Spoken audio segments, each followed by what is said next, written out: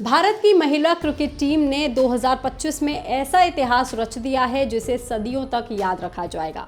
लेकिन इस इतिहास को लिखने वाली 16 की 16 महिलाओं को अगर आप अभी तक नहीं जानते हैं तो चलिए आज हम आपको उनसे मिलवाते हैं और रूबरू कराते हैं उनकी बंदिशों, संघर्षों और उनकी सफलता की कहानी से। तो चलिए शुरू करते हैं।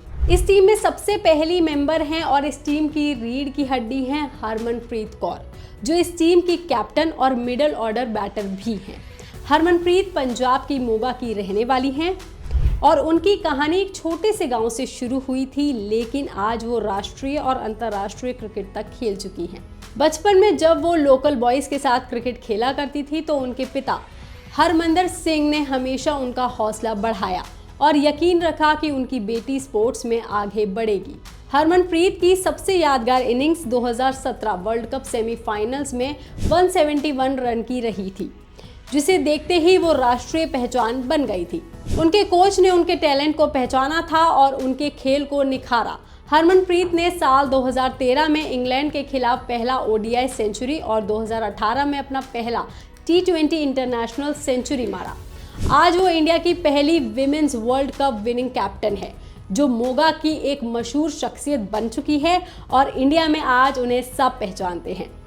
टीम की दूसरी खिलाड़ी है स्मृति मंधाना, जो इस टीम की वाइस कैप्टन है और ओपनिंग बैटर हैं। स्मृति महाराष्ट्र के सांगली शहर की रहने वाली हैं और क्रिकेट की दुनिया में अपने आप को एक कंसिस्टेंटली पावरफुल ओपनर के रूप में स्थापित कर चुकी हैं। स्मृति ने सिर्फ 9 साल की उम्र में स्टेट लेवल क्रिकेट में कदम रखा था और 16 साल की उम्र के तक वो इंडिया का हिस्सा बन चुकी थी।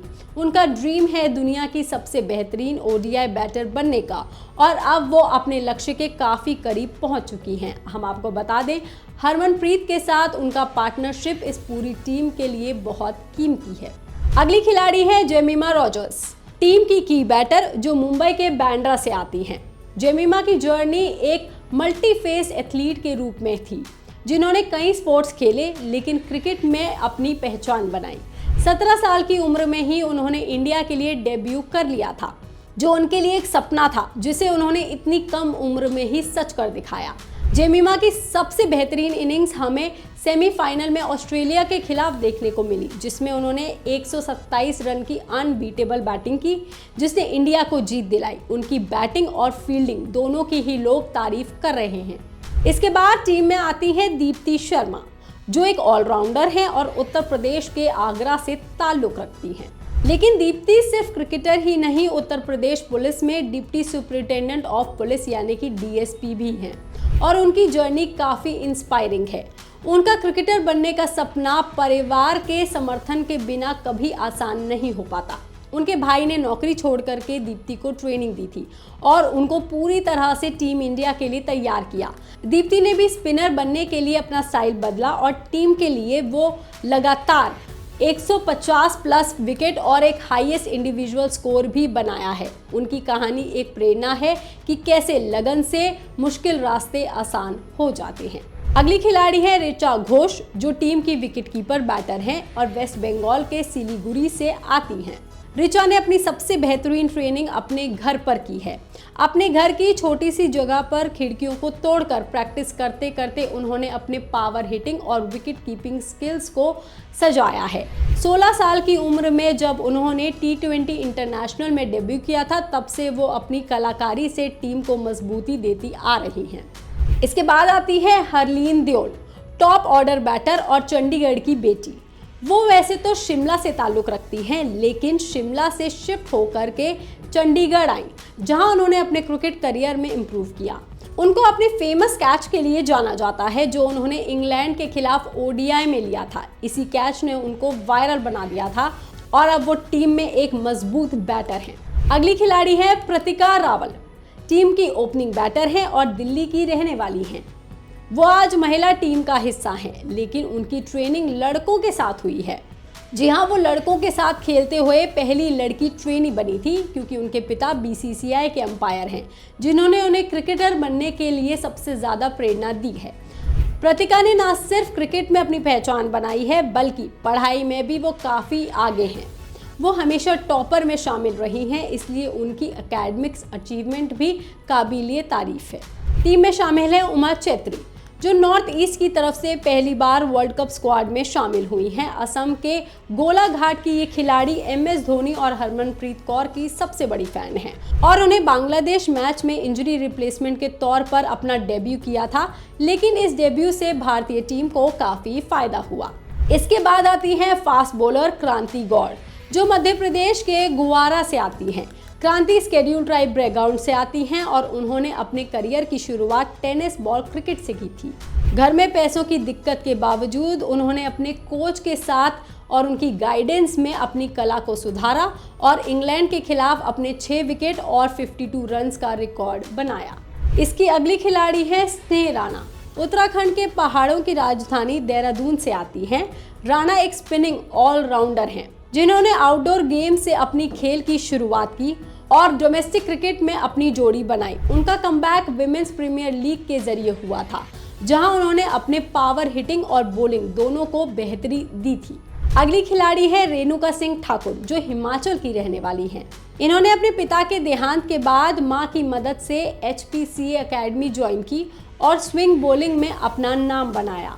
2022 कॉमनवेल्थ गेम्स की लीडिंग विकेट टेकर भी रही।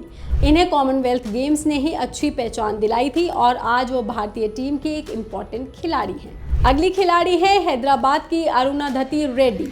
लेट ODI डेब्यू के बाद भी अपने एथलेटिज्म और हार्ड वर्क से टीम की एक अहम खिलाड़ी बनी।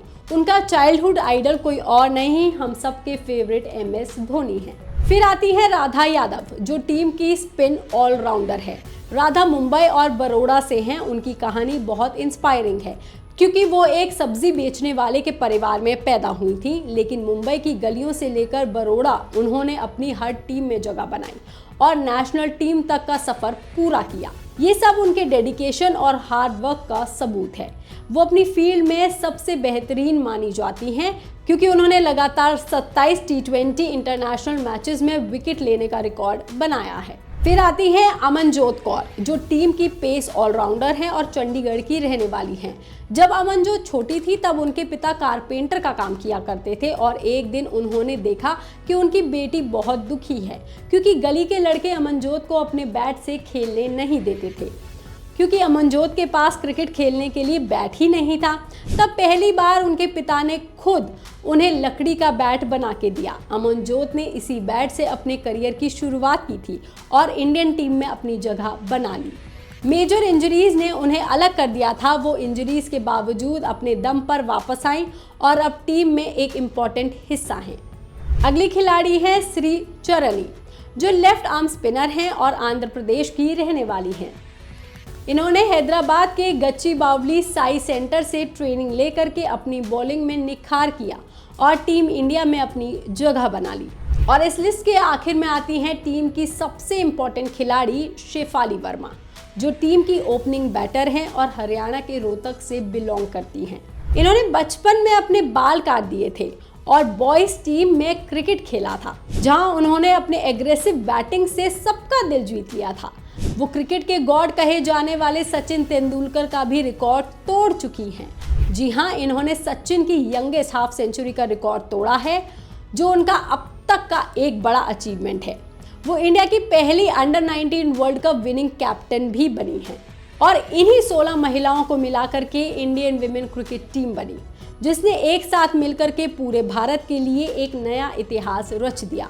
अपनी मेहनत से दुनिया को दिखा दिया कि सपने सच हो सकते हैं और हर टीम से आने वाली महिलाओं और पुरुषों को इंस्पायर किया है, जिससे ये देश सदियों तक याद रखेगा। इस खबर पर, इस जानकारी पर आपका क्या कहना है, आप हमें कमेंट करके ज़रूर बताएं। बाकी तमाम खबरों के लिए आप देखते रहिए लोकमत हिंदी।